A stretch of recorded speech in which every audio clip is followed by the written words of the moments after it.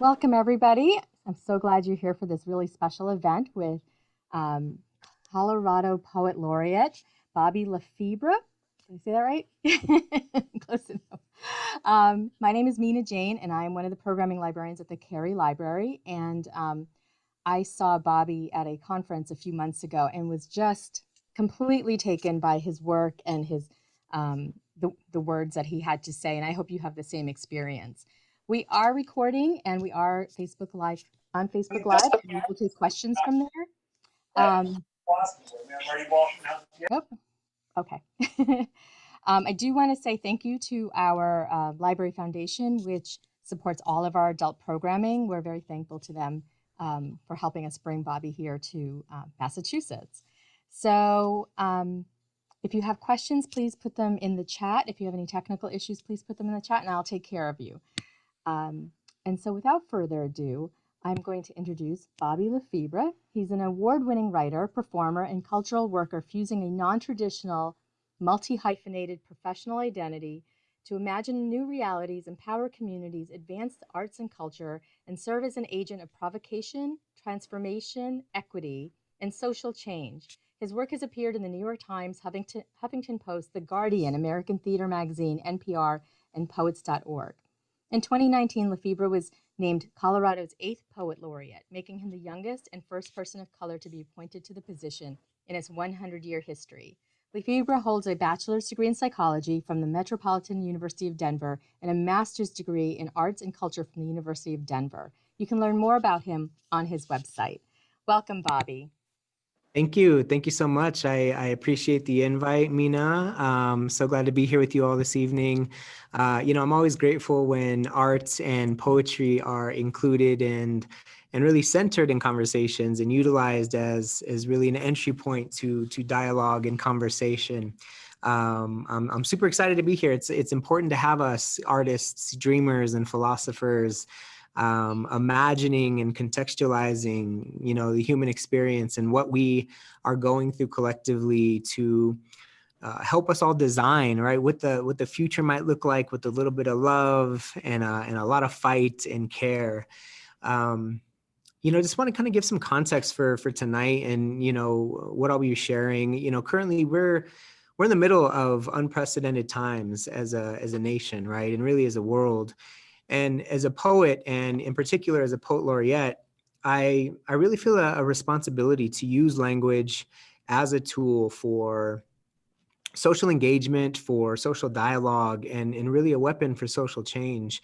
We're watching as, this global pandemic is converging with, a reckoning with civil rights in a way that we haven't seen in a long, long time. And the disease of whiteness and white supremacy that has been so toxic in our culture for so long is being put on trial like never before.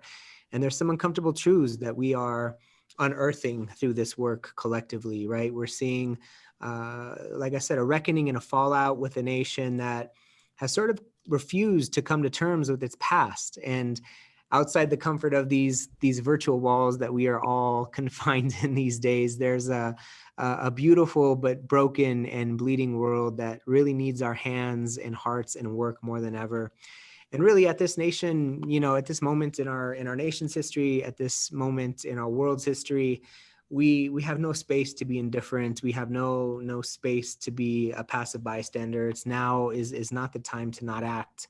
So, until a few months ago, our nation was really riddled with this sort of collective complacency, right? We all get comfortable, I think, at times. And we seem to live in this world where alternate facts and demagoguery were overshadowed by truth, love, and integrity.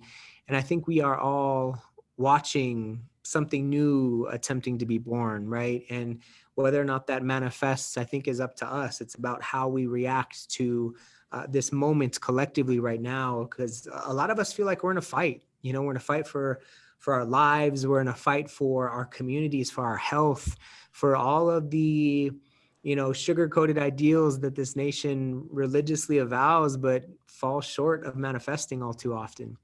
And so I like to begin my set with this poem sometimes. It's really it's almost an invocation. I think whether we're poets or visual artists or makers, there's something about what we are as artists and the role that we play in society and how that is a very ancient thing, right? These practices that we have of gathering people. And so I want to begin with a poem to sort of invoke that spirit. This is called An Exercise in Ritual. We gather here together in this sacred circle like we always have, here around this fire that has always burned, the same fire that lives in our bellies and makes an inferno of our hearts. This spirit we summon, this beauty we conjure, this inventiveness we invoke. What is a vessel but a carrier of the coveted, a transmitter of quintessence, a conduit of culture?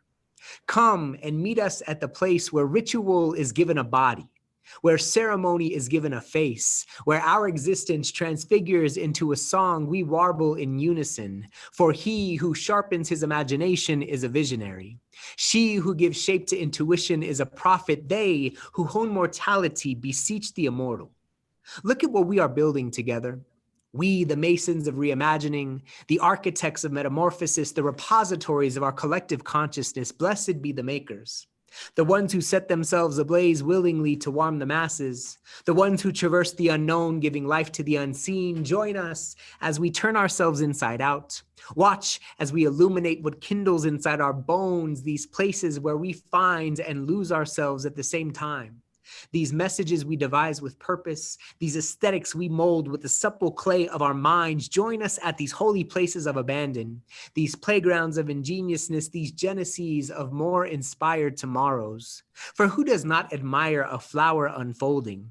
Who does not feel the warmth of the sun shining boldly upon their face? Whose feet do not move at the coaxing of the drum sound? Come and meet us at a new juncture where expression devoid of consciousness is merely decoration, where art is an insistent incubator for justice, where equity and access are an altar we decorate with the flowers of promise and purpose. For what is it to highlight the margins but in attempts to balance the scales? What is a raised fist but a war cry in the language of the purposely silenced? What is dissent but an innate aversion to the confines of the status quo? Art and culture is a communal land that does not know borders, a common language we are all born speaking fluently, a right that has been paraded around as a privilege for far too long. Come and help us rip the esoteric from the sky. Let us reach for the stars and grasp them, share their tangible glow with anyone drawn to their light, and here we will all shine and wander together. Here we will eradicate all of the man-made barriers we impose upon one another, this beautiful burden we carry, this responsibility tethered to our pens, paint, pirouettes, percussion, and performance, this work, this digging, these hands unearthing the truth, this joy, this beauty, this struggle, these songs, these testaments, these heirlooms, these markers of humanity that remind us that we are here, that we are alive, that we always have been, and that we always will be. Yeah. Oh my gosh, that was amazing. Thank you very much. Yeah, so I think I'm gonna read for like 30 to 40 minutes, and then I'd love to like open it up to conversation, questions, and all of those good things. And recently, the set's gonna feel a little heavy today because I think that's where we are as a nation, right? I think it's important to talk about things as they are and not pretend like everything's okay. So I'm going to span, the issues this evening. And I, like you, probably have been thinking a lot about justice lately, what it means, that word, right? Who it's for, how it shows up in society, in love and literature, in our hearts. How do we get there? Is it a destination? Is it a process? Is it some imaginary place? I'm not quite sure. But there are sweet bells of justice ringing righteously in the distance. From where we stand, the sound is faint but unmistakably beautiful. From where we stand, faith convinces us to listen to what we hunger to one day see.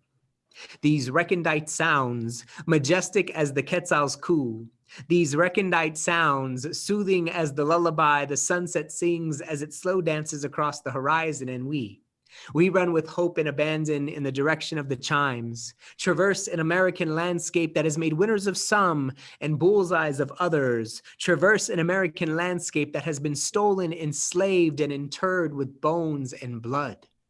Even still, we run feverishly toward the bells because on good days, we know the ideals that live where the music is promise equality, promise prosperity, promise liberty and justice for all. Our hearts are compasses that point in the direction of freedom. Our hands, shovels unafraid to dig into the dirt. Our voices, keys we use to open doors not meant for us to walk through. Our minds, luscious playgrounds where dreams and better tomorrows marry in the chapel of perseverance. For in the distance, maybe just outside our reach, balanced scales beseech to be seen. In the distance, the sword Lady Justice wields in her right hand is not slashing disproportionately. In the distance, her blindfold has not yet slipped from her eyes. Beneficent is the red road we have traveled, dignified the path we have carved with promise. We are the fruit our ancestral roots dreamed into existence, flowers cultivated in the garden of hard work and sweat. Over a lifetime, the human heart beats more than 2 billion times without stopping. This means that we have 2 billion reasons to stretch our wings, to fly in the face of hate, to dance amid the smoke, to love through all the hate. May boundaries be nothing more than invitations for exploration, a starting line from which we sprint in the direction of the uncharted, a catapult that launches us in the direction of the fruition of our dreams. May justice prevail. May it be not a fleeting illusion only pursued, but a beacon of virtue we attain tirelessly and justly together. For in the distance, the bells are still ringing, promise is calling, and we will not stop running until we arrive, until we all are free. And it seems so simple, right? That simple idea of freedom, the idea of justice. This next poem begins with a quote from the great Langston Hughes. And I dedicate this poem to George Floyd and Breonna Taylor and Jesse Hernandez and Frank Lobato and, right, unfortunately. Quote, Negroes, sweet and docile, meek, humble, and kind, beware the day they change their minds. Wind in the cotton fields, gentle breeze, beware the hour it uproots trees. End quote, Langston Hughes. We, the black and brown boys and girls, the black and brown men and women, the ones whose history is embedded in their skin, he who has warrior carved into his heart, she who carries civilizations inside her cosmos, there are all these bodies, these kingdoms of bone and flesh, these places our children call home, sacred soils where bullets are forcefully interred, memorials sprouting where rooted flowers should be. And we, the living, we cast our voices like nets into the shadows, rain falling upon our grieving faces, masking our tears. We howl in unison like wolves at the moon, fangs showing beneath our trembling lips. Our hearts dance like pop bottle rockets inside of us, the knots tying our stomachs unable to be unraveled. Still somehow, we find a way to lick each other's wounds. We pray because it's more constructive than setting fires. Hands clasped, keep them from balling into fists. We sing because we're tired of shouting curses. We build because we're tired of being destroyed. We march because we are tired of being walked on. We evolve into new things because we are tired of trying to convince them that we are human. One day, soon, we will stop praying. Our songs will coalesce into war cries. Our bullets may rival theirs, and the sweet and docile, meek, humble, and kind will have no choice but to change their mind. You know, we're watching as the nation is coming to terms with its history of white supremacy and marginalization in real time before our eyes. And I'm writing a series of poems called Numbers for Days. And these are poems in parts about the different social issues that we are facing, whether that is immigration or police violence. This first poem I'm going to share, it's about a hyper-local case in Colorado that has actually gained national attention. If you're not familiar with the case of Elijah McClain, I suggest you become familiar with Elijah. He was a very kind young man who was stopped by the police on his way home from a convenience store. apprehended. An interaction with him escalated for unknown reasons, really. And he ended up dying at the hands of police a couple days later in the hospital. But he played the violin. He would go to the animal shelter and play for the animals that were waiting adoption or were in cages there, and just had a very interesting and soft soul. So I wrote this for him. It's a number in parts for Elijah McClain. 1. The violin is not a simple instrument. It is maple and spruce and more. 70 pieces, a body, a soul, a neck. 2. Elijah was not a simple man. He was black and kind and more, many pieces, a body, a soul, a neck. 3. Carotid holds compress the arteries in the neck, resulting in unconsciousness. 4. Research shows violinists have faster cognitive processing speeds than the average person.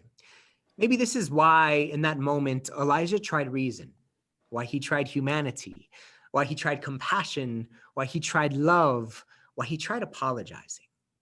5. Maybe Elijah was trying to string his words into a bow. Maybe he thought he could slide the bow across the F-holes of the pigs' ears. Maybe he believed their hearts were capable of resounding music. Maybe he thought for a second that the cops would do their job and police the crime of their gross imaginations. So Google Elijah McClain and become familiar with him. And also, I'm sure you also saw this story in the news. Sometimes poetry comes from all kinds of places, right? Sometimes it's internal and about the way we feel or things we observe. Sometimes it's news. And this next poem, you're probably familiar with the story of the black bird watcher in New York who was confronted by a white woman with her dog off leash, and a confrontation ensued. She proceeded to weaponize her whiteness, and it was a really odd exchange. And if you haven't seen it, I suggest Googling it, and this poem will make a lot more sense if you do. But this is a number in parts for that woman. 1. Karen has a gun. The gun was given to her as a gift. Karen accepted the gift with a smile, the same smile her parents and grandparents wore. After all, the gun is an heirloom. Karen takes pride in what she's inherited, too. 2 weeks after I bought my first home, Karen, walking a beagle or some shit, interrupted me as I was looking for something in my car. My car was parked in my driveway, the driveway in front of my home. Drawing her gun, she asked, "Excuse me, what are you doing in that car? I see you. I'll call the police and they'll be here faster than you can run." 3. Karen knows how to shoot. She doesn't fear the recoil. Karen doesn't always use the gun, but she's been trained how. Karen knows what a target looks like and how to load a magazine. Round 1. "Can you please stop? I am a white woman." Round 2. "Sir, I am asking you to stop. I am a white woman." Round 3. "I'm taking a picture and calling the cops. I am a white woman." Round 4. "I'm going to tell them there is an African-American man threatening my life. I am a white woman." Round 5. "He's threatening me and my dog. I am a white woman." Round 6. "Please send the cops immediately. I am a white woman." 4. Karen was studious. She learned her colors early. Karen knows what white means and black and brown. Karen knows what red looks like bubbling out of the holes of a body lying on the ground. So that was a really interesting interaction, right? That could have potentially led to something very bad had the police shown up, because we know what happens in this country when Black bodies are weaponized, when, we know what it means to show up as a Black or brown person in public space. And for a white woman to understand that and use that as a tool for really covering up for what was her own mistakes, right? Her own issues. Her dog was not supposed to be off leash. We know what could have happened. And so these conversations we have to have these conversations about what it means to show up in society together in solidarity, devoid of these weird power dynamics that we've created on our own. I'm gonna shift gears a little bit here. I am from the Southwest. My family has been in the Southwest for a long, long time. Southern Colorado, northern New Mexico. Those are my roots. My mom's family, parts of her family came from Mexico. So we know that people have migrated across these lands on this hemisphere for, since the beginning of time. And in the 90s, my neighborhood was really, really hot with gang violence. And my parents would send me to the San Luis Valley, which is kind of the countryside in the south, in the southern central part of the state. And my family has land there, has had land there for a long time. And so I wrote this poem about that place, which is a very beautiful place, full of a bunch of culture and just gorgeous. The San Luis Valley is a gift. This poem is about land and identity, and it's called Right Here. I have ancestors buried in the San Luis Valley at Los Cerritos Cemetery, where the Rio and red-winged blackbird and the crushing rock beneath the tires of our pickup truck is the only sound, where the tall swaying grass hums as its golden body moves in unison like a choreographed number beneath the vast and unending sky. I wipe away the dust that is gathered atop the black and white photo on my great-great-grandfather's tombstone, something my dad swore he was going to chip out one day but never has. Bored kids use them for target practice, he would say, but maybe it was only him who did that as he pranced through the eternity of the llano as a child. Manasa, the pueblito where my grandparents worked and fell in love, still has no stoplights, and life moves slowly as the chile simmers on the stove. My great uncle tells me stories of adobe and the acequias that once carried water like a sacrament to the land. Tells me his father herded sheep for people who looked like us but had money. Tells me that we come from people with names like Cipriano, Liberato, Cleotilde, Maclovio, and Teodoro. He talks of the Spanish, the Europeans, the gross way the textbooks do, ignoring the tamales steaming in the kitchen and the braids his mother wore like survival down her back. He tells me that we come from people whose hands were not afraid of the earth, people who relied on prayer. How my grandfather, a penitente, would bind cacti to his back, whip himself with the disciplina, asking his God for pity. How does this not make sense when the mountains in the distance are named after the blood of Christ? I have watched the river in Los Brazos perform miracles Christ-like, feeding more men from its belly than one can imagine there on the bank where we know much of bread and fish. The tecolote in the tree stares down at us like an elder who was seen yesterday and knows about tomorrow. Its common poise a testament to the lessons of the land. This land of conflict and culture, where people old as the sun once roamed freely before swords and armor and land grants, where the wind had a voice and the ears listened. Mexico, Nuevo Mexico, and El Valle de San Luis are the same body. The migration back and forth before imaginary ancient lines is ancient. So when they ask us where we are from, in that tone, in that loaded way we know all too well, we simply point to the soil and say, right here. You know, we're going through our southern border right now. We're seeing a lot of xenophobia about immigrants coming and going across, like I said, these lands that we've always been doing that on. And so I wrote a poem for people who may be xenophobic and fear immigrants and refugees. This is instructions for those who fear immigrants and refugees, right? Because we forget, we often say that this nation is a nation of immigrants, which is actually false. This isn't a nation of immigrants. This is an indigenous nation that was stolen. And anyone who isn't indigenous to these lands too came from somewhere. And sometimes we forget that. So this is a poem for those who are afraid. Start by climbing your family tree. Traverse the beautiful branches, passing your parents and familiar relatives until you arrive at your ancestors. Take a moment to recognize your eyes and theirs, smile, embrace them. Talk to them.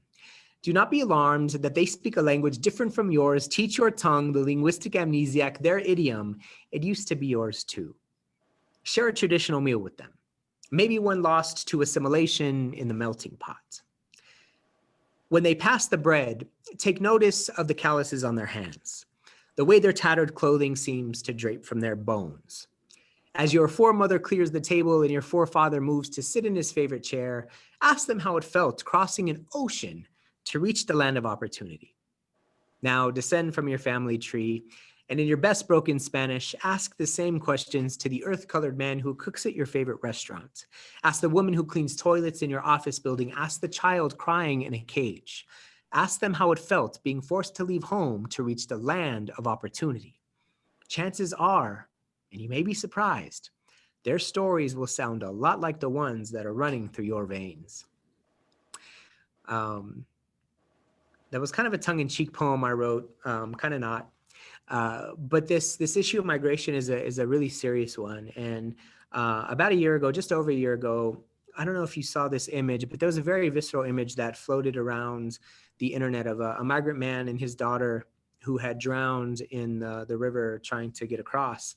And all too often we talk about immigrants in a way that shows we're afraid of them, and two, that they're only good for economic benefit, right? When we're talking about why we should support immigrants, we're always hearing about the economic impact that they provide. And, we don't humanize that issue.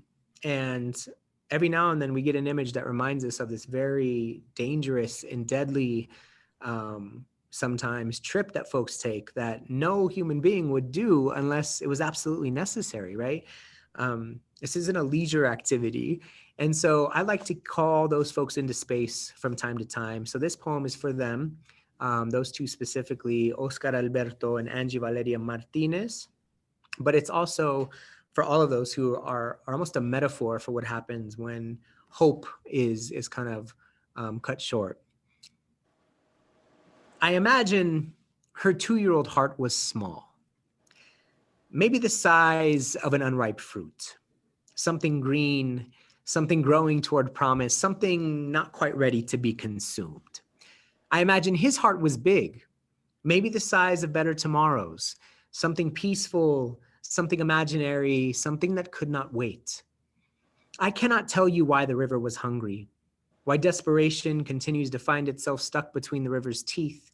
But dreams are boats that will not sink with bodies. Humanity, a buoy that floats where breath succumbs. There, along the water's bank, belly down among the reeds, brown bodies expired like yesterday, like tomorrow. I am convinced this country likes it that way.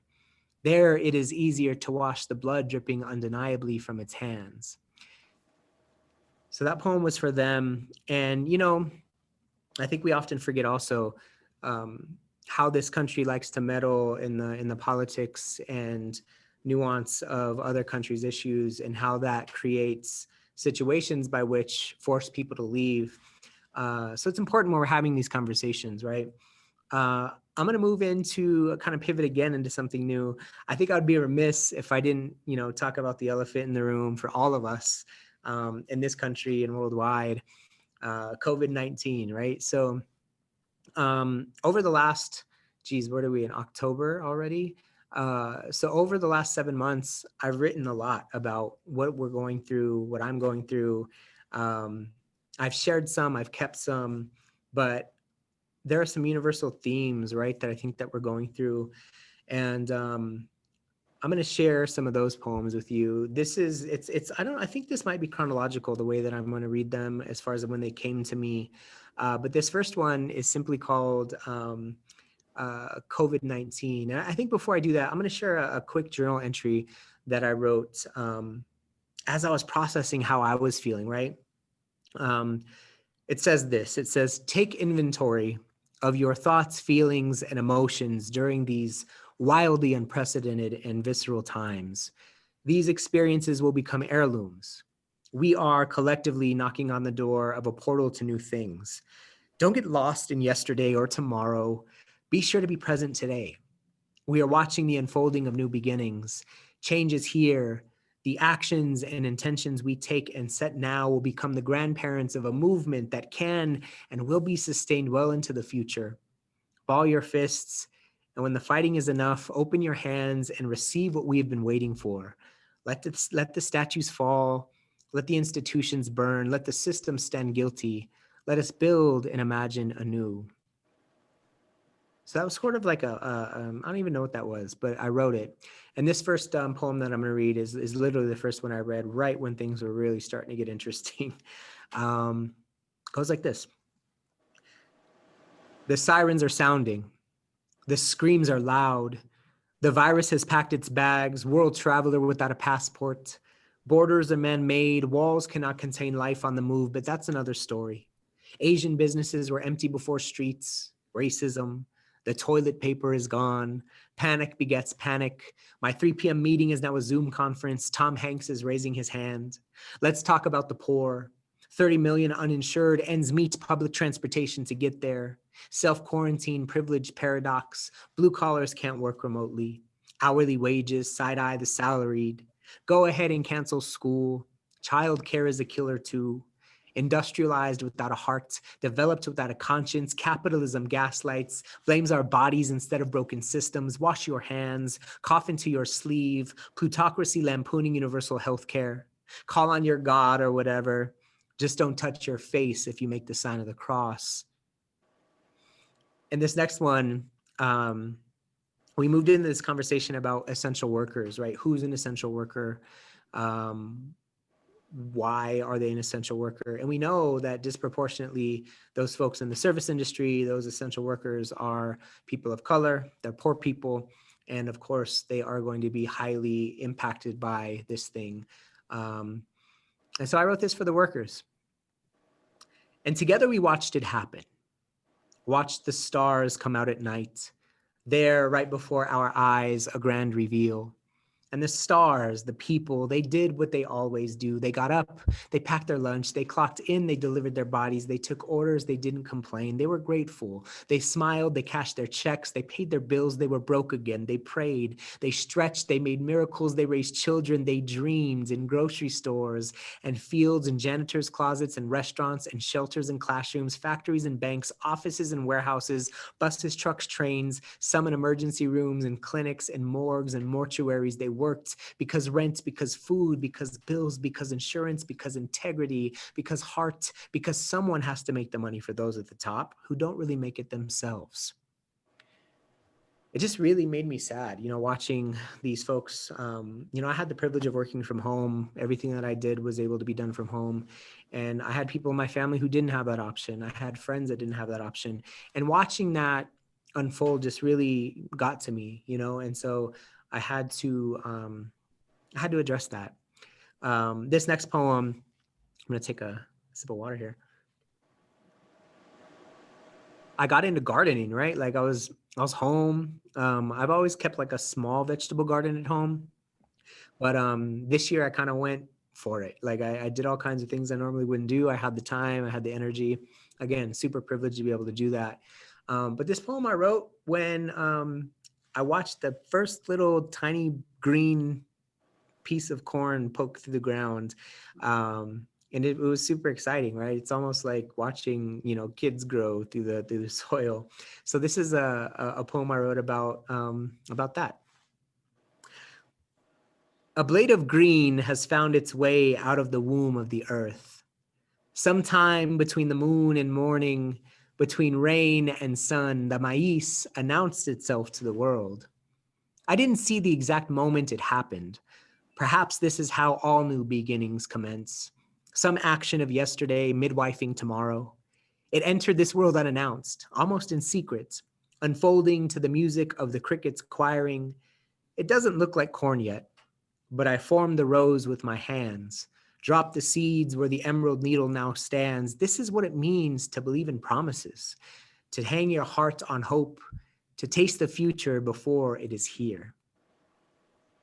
One Saturday, I was challenging myself to write some more, and I wrote a sonnet about the conditions, right? Because you even when you're writing poems, you got to mix it up or you get bored, right? It's like your house in quarantine. You go from one place to another, and you try to find new things to do, but it's the same. So this is a sonnet for Saturday. It's not a traditional sonnet, but every line in this poem has 10 syllables. And it maintains some of the original structures of what a sonnet is. But I wrote this on a random Saturday. We are 4 months into a pandemic. I match my mask with my clothes to stay fresh. It's July 18th. There's still fireworks. The boom echoes like a stark cry for help. I haven't dapped anyone up since March. Uncertainty is a song on repeat. Our hearts are hopeful and broken and glum. Everything is on fire. We are flames. Forget not that you are mostly water, a river carving itself into the earth. Forget not that you are a miracle, a perfect harmony of bone and flesh. Perhaps we're en route to utopia. Perhaps we'll just get lost along the way. As the pandemic continued, the headlines are getting more and more interesting. This is a headline that I read and I wrote a poem for. So headline: when the San Francisco Bay Area locked down, urban noise levels plummeted.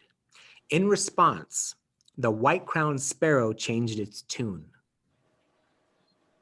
I can only imagine how beautiful our songs will be. There in that imaginary place where all is calm, where we do not have to shout to be seen. How beautiful it will be to mold our mouths into instruments of joy, rage and weariness a distant memory. When the noise dies, the borders and the badges, the systems and the structures will be buried too. Then listen to us sing, listen to us sing, listen to us sing. This next COVID poem, I wrote relatively, not too long ago, but really just thinking again about what we're doing, right? We ask each other how we are, and we don't tell the truth. We don't know what to say. We're becoming socially awkward. You see someone at the grocery store and you don't know what to do. It's like, we freeze, and it's just a very strange cultural phenomenon that's happening. So that's what this is sort of about. Today is an ending, a goodbye, a death, a despedida. The credits are rolling, the audience is leaving, but no one seems to know where they are headed. The sun came up today, but couldn't tell you why. When you ask the acquaintance you run into at the grocery store how they are doing, their voice will raise 3 octaves and say, good. Your voice will raise 3 octaves and repeat the lie. There may be good days, but we are not good. The earth is shedding her skin. Democracy's ribs are showing. Hope and fear play tug of war inside of us. Uncertainty is a vulture circling overhead. If today is an ending, tomorrow must be a beginning. A greeting, a birth, a llegada. Tomorrow is a promise in the distance, beckoning us to find our way home. I travel a lot. And so this pandemic, this is the longest that I haven't been abroad in, 10, 12 years. And one day I just woke up really missing travel. And I wrote one long sentence. That's what this is. I can't wait to wake up in the arms of a city I don't know and stumble into a cafe and eat whatever they offer for breakfast and smile at a pretty girl who speaks a language I don't understand and introduce my eyes to sights unfamiliar and take photos of things I want to remember forever and talk with someone about what it means to exist there and listen to music billowing from a building that looks nothing like home and write love poems about the landscape and figure out how to give more than I take and sip on whatever it is they drink there and put my feet in the water or my hands in the soil and connect with the art makers and hop in a car or board a train or mount myself on some animal and just be and go wherever the wind commands, because we are all just dust anyway and the world is big and there is so much to see. All right. I think I will stop there for now. We're about 40 minutes in, and just sort of open it up. I always like to say, initial thoughts, critiques, concerns, qualms, or just any conversation about anything you heard that resonated, things that didn't, and anything else about what I do, process, poetry, the world. I'm here for it all. So, Mina, I'm not sure. Yeah, first of all, just thank you. That was amazing. Still got chills from the first time I heard you, so I'll have to chills on chills. I just want to let everybody know you feel free to type questions into the chat or unmute yourself and ask Bobby directly or chat with him directly. I do have a question for you from Facebook. Corin asks, please ask Bobby when he knew that he had a gift, if that's the right word, for words. Yeah, I came to poetry through theater, which is interesting. I was actually an actor before I was a poet. And um, I came to poetry primarily through hip hop culture, which is really interesting, but not really for those of my generation. The first time that I really started to understand that I might pursue this and that I might be good at it was when I started doing poetry slam. Poetry slam, for anyone who doesn't know, is an actual competition of poetry where you get 3 minutes to perform a poem. Very different than this, reading that I'm doing tonight. You're at a microphone, you perform a poem, people actually judge your poem on a scale of 1 to 10. And you either win or you lose, or you get first, second, or third place. But the very first time I engaged in one of those competitions, I won, which is really unprecedented for someone who was new. But I actually employed my skills as an actor to give probably it was pretty bad writing at the time, a little bit of a boost through the performance, right? And so after I did that, I became really good at the poetry slam. I was winning these poetry slams on a regular basis. And at that point, I was like, okay, well, maybe there's more to this. And then started reading more poetry. I started taking more classes in poetry. In college, I studied writing a little bit more profoundly. And then in my master's program, I had a multidisciplinary arts degree that included creative writing. But then it never really left me. So it hit me sort of young, maybe 17, 18, and then really honed it, over the last, what is now, I guess, 20 years. But yeah, there was a moment where I was like, okay, this is something I'm really passionate about and I seem to have a natural ability for. How do I nurture that? Like, how do I now take that to the next level? And that led to Poetry Slam, which turned into me getting an agent that booked me all over the country doing poetry performances and readings, which led to me doing a lot more community work and writing for TV and other things like that. And then ultimately now I'm Colorado's Poet Laureate, which is absolutely incredible to me. That is incredible. I want to ask, and in relation to that, do you remember the first poem you wrote? I don't remember. Well, I used to keep a journal fairly regularly as a teen, and I wrote a lot of poems, raps, and those things. And my, I had my mom. I had a box given to me not too long ago, and I got to read through some of them. And like I said, like all of us, I think we all grow. Some of that early stuff was really, really bad. The first poem that I ever remember performing was actually a poem. I think it was about one of the Iraq wars. I read it at a venue in Denver called Cafe Nuba, which was a community space that took place in a tea emporium. And then I remember after that, I did like a copycat poem of Corky Gonzalez, who was a leader of the Chicano movement. He wrote an epic poem called I Am Joaquin. And if you're not familiar with that poem, it's a quintessential Chicano culture poem where he's really talking about this mixed identity, this indigenous, European, mestizo identity. And he wrote this epic poem about it, where he says things, I am Aztec prince and Christian Christ. It's a list poem of a bunch of I am things. And I remember writing a very long poem, in response to that. And that became like my signature poem for a while, where that was the one that like I knew I was really good at reading. And so that one held on for a long time. It had a long shelf life.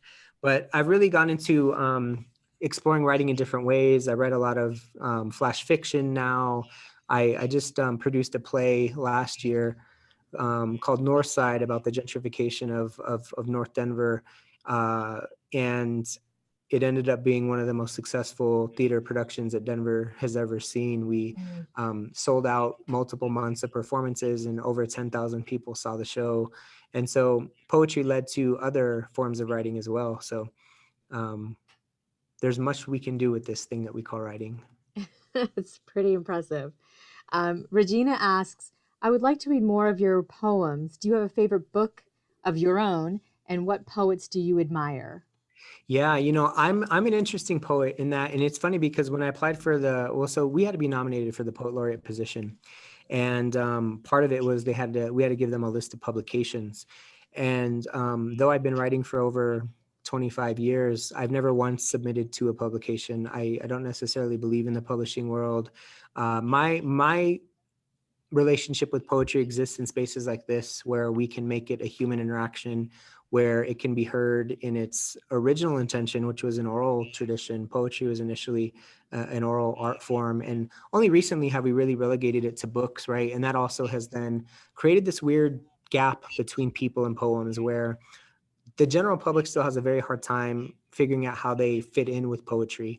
And that's partly because we have made it this inaccessible ivory tower type thing, as opposed to a form of communication, which I believe is the primary purpose of poetry, which is to convey messages, to connect with one another, to share and to experience, right? And so I have one self-published book that I put out because my agent made me back in the day when I was touring, and selling stuff is a moneymaker.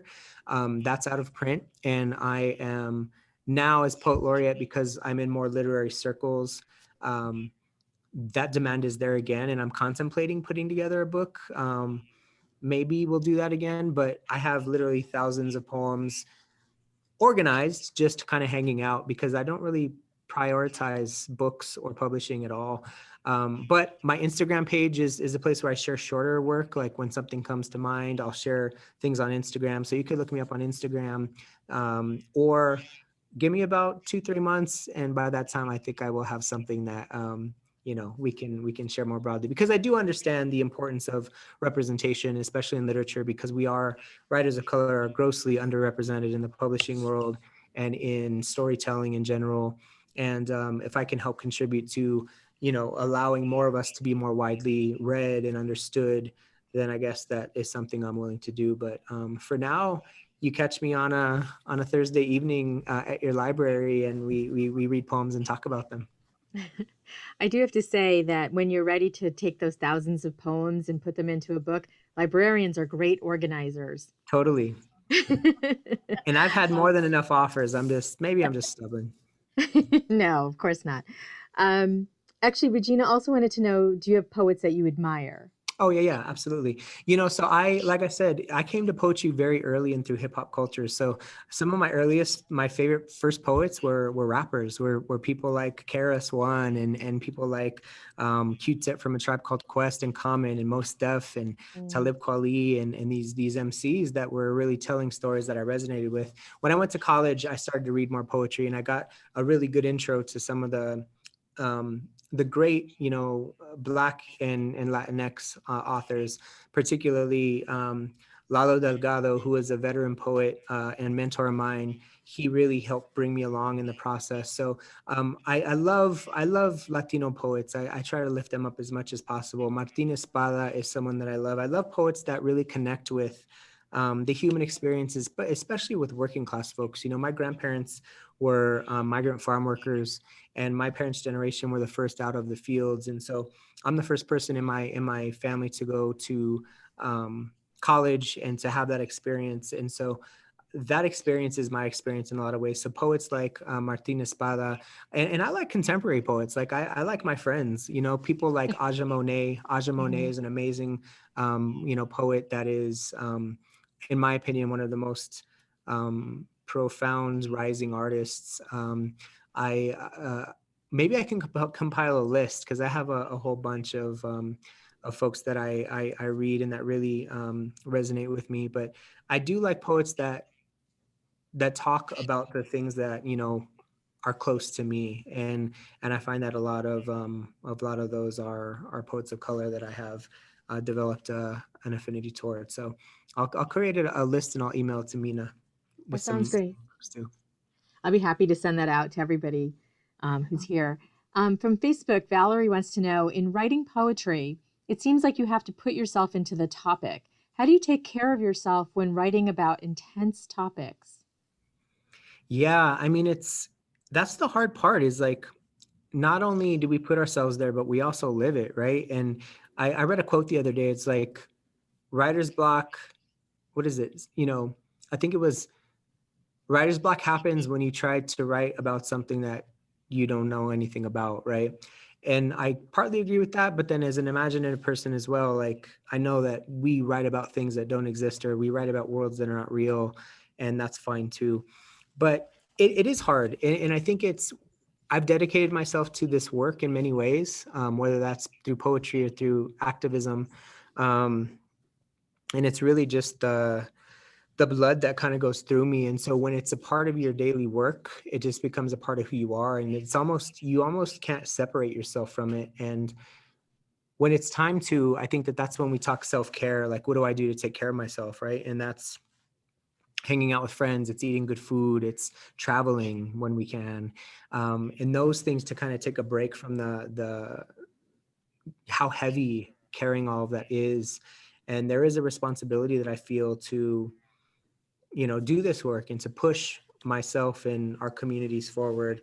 And so, yeah, it gets really heavy at times, but it's sort of the oath you take when you make a conscious decision to be engaged in this type of work. Hmm. That makes sense, but it's also must be hard at times, especially as you watch through the news cycles. And actually, that brings up a question that I have related to this: is that do you think that your poetry is also a way for you to process and deal with some of these things that are coming out in the news? Absolutely. Yeah, it is, in my other world, I work in social work, and we know that young people use writing as a tool for self-expression, but it's a therapeutic process. Um it's a physiological thing because it happens in and through our bodies, and then these things that exist up here become tangible things in the world that we can show people, that we can read to people. And so, yeah, I think a lot of it is processing. A lot of it is a way to get it out and, really create some sort of record of those feelings and emotions. And I think whether that's poems about, political and social issues, or just about our own lives, I think that we do that. We use writing and communication as a form of um, catharsis. We get through things through writing them out, or through telling stories, or talking about how we feel.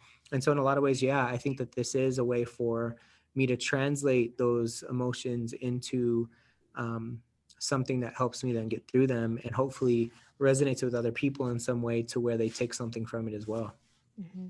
I was going to say that it feels like a really great way for you to connect with your readers over shared feelings, outrage, excitement, any of those, anything. Hmm. Yeah, and depending on the day and the circumstances, like this whole hour we spent together tonight could have been dedicated to all love poems, or it could have been poems about nature and those types of things. Um, but I forgot which one of my favorite poets. There was some poet said something like, I too see the setting sun. I too see the setting sun, but I can't. Basically, like everything that exists, there is some way to tie it into something that has more meaning than what just the superficial vision of that beautiful thing is, right? How do you tie that to something more profound? How do you tie that to something that means more than just beauty and art for art's sake, right? Mhm. For artists of color, I think, especially those of us in tune with like our histories and our relationship here, it's hard to separate yourself from the power dynamics that are always pressed up against you. And we escape that from time to time, for sure. Writing's one way to do that.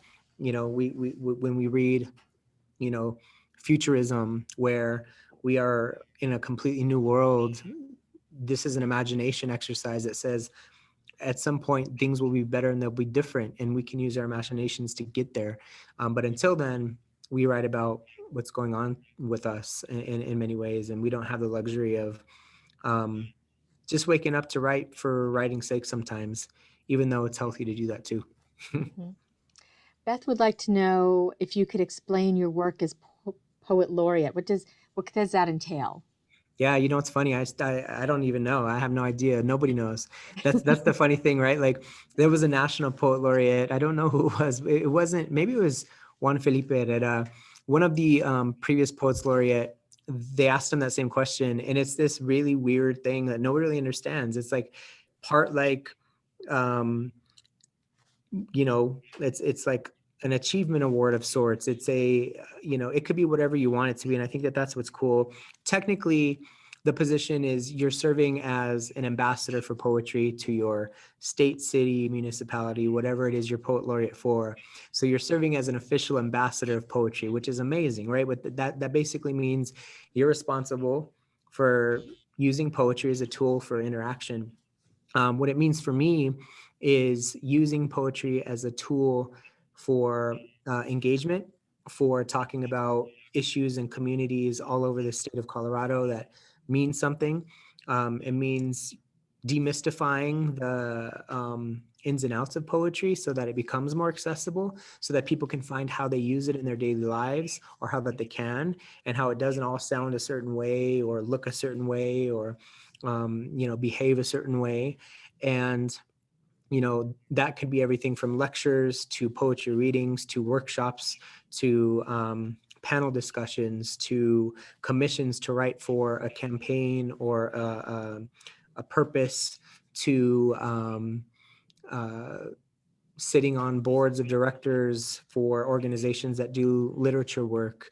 And so it's really widespread in just about anything you can think of in regards to the literary world, which is really, really cool. Education components, consulting work on curricula. It's wide open and it's really, really fun. So you could really take what is most important to you and create that into the position. Mm-hmm. Or, yeah, that sounds awesome. Valerie on Facebook says, I love how you talk about the oral tradition and poetry being something that can and should be accessible. How do you think poetry can best be taught in school or college? And I'm going to add to that and ask, how do you engage children and young adults in poetry? I think it begins by us widening the definition and scope of what constitutes poetry, especially for young people. Unless you speak to them in a language that is engaging and interesting to them, we're going to lose them, right? And I think so that means teaching everything from the canon of American literature, which is mostly white and mostly men, to going all the way over here to teaching improvised, rapped, language. And so there's got to be more of a the approach has to be far more widespread. And I think that the more that we diversify it, the more that we get a range of voices teaching it and understanding the different, contexts in which poetry exists, not only in the United States, but along the, around the world, then I think that opens up the door to broader conversations and using it as a primary source of education, and not just like, now we're going to study the one, in April, we're going to do National Poetry Month, that we're going to read 3 poems and you're going to write 3 poems and then we're going to forget about it. I think if we can work that into, work poetry into the way that we actually teach all of the subjects, I think that that's another way to make sure that it's more represented. Mm-hmm. Emily on Facebook says, my 7-year-old daughter wants to know if you wrote poetry as a child, and if so, what kind of poetry you like to write. Yeah, I think it's funny. I have this book when I was in, I think it was kindergarten or first grade.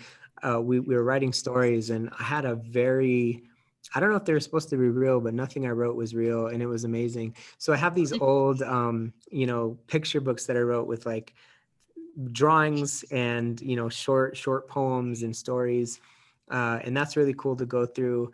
And then it wasn't really until I was I think maybe in middle school that I really started to write poems more often, and they were very simple, rhymey type poems, traditional sort of like ABA rhyme schemes. But I would advise all young people to begin writing poetry, and I think the lesson I try to teach young people all the time is there's no wrong answer in poetry, right? There's no we learn a lot about form, and you'll learn that as you study poetry or not. There's multiple ways to write it. There's no wrong way.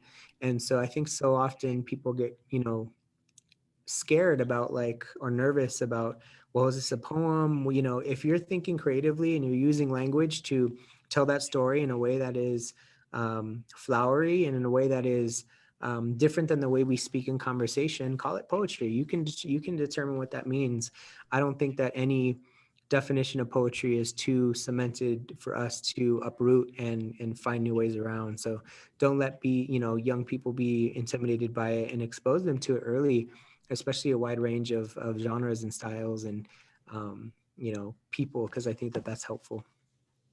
I did notice that your poetry really spanned a gamut of styles. Some were just like you said, long sentences. One was a sonnet. None of it rhymed. So it was nice to see that variation. Mm-hmm. Yeah. It's you learn how to activate it in different ways, and I try to employ a bunch of different styles and techniques because it's fun as a writer too, to play around and to one day I'll write a sonnet, and next day I might write a pentum, the other day I might write just something in completely free verse, and that's fun too. Most of my work is just free verse, just and it's funny because when you start to write, it almost starts to take on its own, it takes on its own thing. And the way that you start to write it, even if you're not familiar with what you're doing. So I have a lot of young people I work with where they'll start writing poems and they won't realize what they're doing. But the way that they're structuring their poem, I'll tell them what they're doing. I'm like, you just wrote a poem in couplets. Like you have 2 lines here, and it tells a story through 2-line, stanzas. And so there's something natural that happens when people get creative and the words start coming out. It starts to form, and it starts to create its own language. And sometimes there's already a language that speaks to what that it actually is. You just don't know what it's called. And that's magical when you do something and you don't know you did it, but it's actually in the form of something that we know. Mm-hmm. And it's nice, I think, for everybody to have role models that they can learn from, and you start imitating them, but then you actually start doing your own thing, because Mm-hmm. that's how kids are. Mm-hmm. Regina has this interesting comment about the Librarian of Congress, Carla Hayden, who I love, appointed Joe Harjo as the 23rd Poet Laureate consultant in poetry to the Library of Congress on June 19th, 2019. Mm-hmm. Harjo was reappointed to a second term on April 30th, 2020, which is an interesting point to me, because when I was reaching out to different people in our community to let them know you were coming, I learned that we have poet laureates in towns, in cities, each town might have their own. Boston has its own. The state has its own. So I find that very interesting that poet laureates have become something so revered in all of these different towns. Yeah, it's amazing. Joy is the first Indigenous person to occupy that post, which is amazing. Mm. And Joy's work's incredible. One of my favorite poems she's written. I think I always get the title wrong. It all starts at the table, I think is the title. It's a beautiful poem. Simple, super simple, but very gorgeous. But Joy's work is incredible. And yeah, there's poets laureate all over. It's a state. So Colorado has a state poet laureate, and we're working on getting a city poet laureate for the city of Denver. So we only have a state right now, but the structure is different all over the country, and we're everywhere, which is great. And a lot of cities also have youth poet laureates, Mm-hmm. poets laureate. So some cities, also have a youth poet laureate, and that's amazing too. Mm-hmm. Yeah, we had the Worcester Youth Poet Laureate share out the information about this event. So that was really exciting to me. Cool. So unless anybody has any other questions, I think, Bobby, you were going to end with another poem. Yeah, I saw one question pop up here. Do you know of Richard Oh. Blanco in his book? Yeah, so Richard Blanco, he's another great poet, Cuban American. He was the inaugural poet for Barack Obama, which was incredible. He actually reached out to me a couple years ago because I've done work in Cuba, and he reached out to me a couple years ago to write an opinion piece for his blog. I believe it's called Bridges to Cuba. And so I wrote a piece about my experience working with spoken word artists in Cuba. I've been going there since, maybe 2006 or 2007, traveling back and forth on a project that we're working on with contemporaries in Cuba around spoken word, because there's a huge spoken word poetry and rap scene in Cuba that is just an amazing way for Cubans to talk about the complexity of their identities and their country. And so been traveling to Cuba for a long, long time to work with them and share and just be in community. So yeah, Richard Blanco is amazing. He's an incredible writer and super smart. And if you don't know his work, definitely check him out. He's a great reader too. He's a very good reader. Valerie on Facebook says, I love Joe Harjo, and she thinks the title of that poem is Perhaps the World Ends Here. That's it. That's it. Yeah, that's it. Awesome. Okay. Well, thank you so much. And like I said, we would love to hear one last poem before we say goodnight. Yeah, so I will end with a short poem that's also in sort of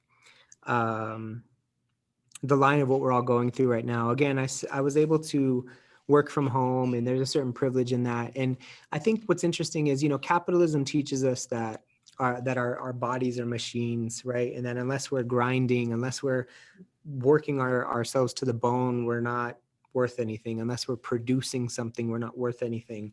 And for all of you who are on Instagram, there's an amazing page called the Nap Ministry, like I'm going to take a nap, the Nap Ministry.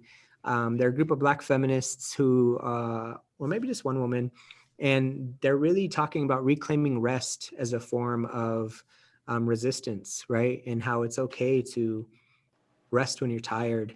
But one thing that I found during the pandemic was I allowed myself time because we couldn't go anywhere, I guess. I was forced, but I allowed myself for the first time in a very long time to not feel the pressure of having to create, to not have to feel the pressure of producing, even as an artist or as, a person that's always busy. I think that busyness is killing us, right? And the never shutting off is killing us. So I found a most amazing comfort in stillness one day. And that's what I'm going to end with, is a poem about when we slow down, what happens, right?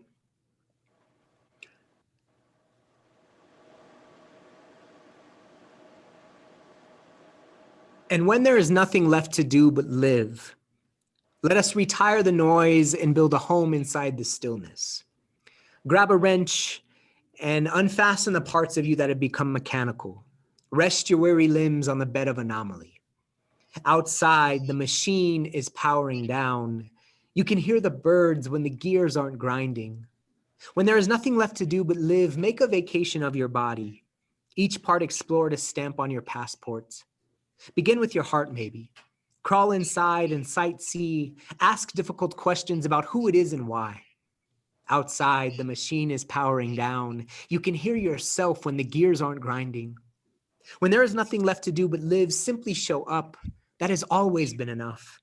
And together, in this sudden strangeness, radical imagination will run wild. Tomorrow being built today. Thank you all so much for having me.